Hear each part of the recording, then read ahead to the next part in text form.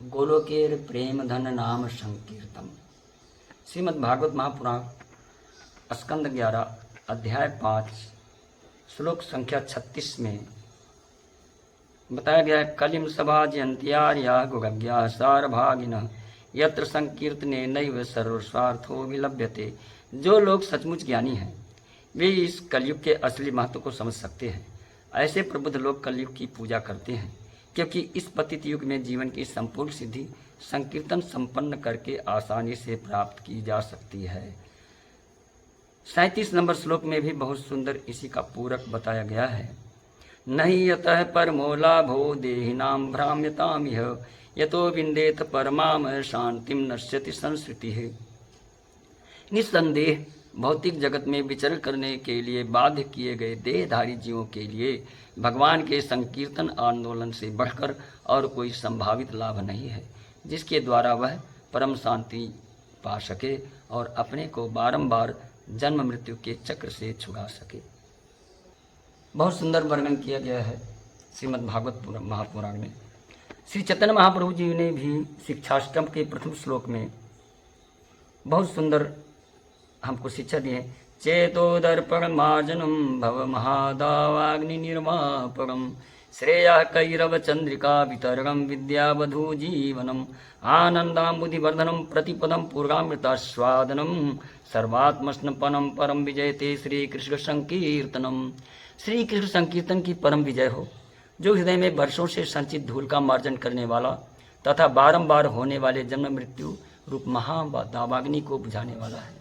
यह संकीर्तन आंदोलन सारी मानवता के लिए परम वरदान है, क्योंकि यह मंगल रूपी चंद्रिका का वितरण करता है। यह समस्त दिव्य ज्ञान रूपी विद्या का जीवन है। यह दिव्य आनंद के सागर की वृद्धि करने वाला है और जिसके लिए हम सदैव आतुर रहते हैं, उस अमृत का पूर्ण रूप से आस्वादन करने में हमें समर्थ बनाता है। महामंत्र का जप करने वाला न केवल शुद्ध हो जाता है, अपितु जो भी हरे कृष्ण कृष्ण कृष्ण हरे हरे हरे राम राम राम हरे हरे के दिव्य उच्चारण को सुनता है, वह भी पवित्र हो जाता है।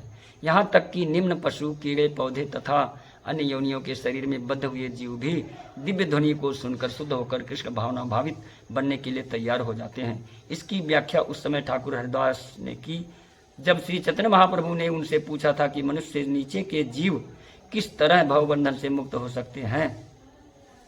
हरिदास ठाकुर ने बताया कि भगवान नाम का कीर्तन इतना शक्तिशाली है कि यदि कोई जंगल के सुदूर भागों में भी कीर्तन करता है तो वृक्ष तथा पशु भी ध्वनि के श्रवण मात्र से कृष्ण भावनामृत में प्रगति करेंगे।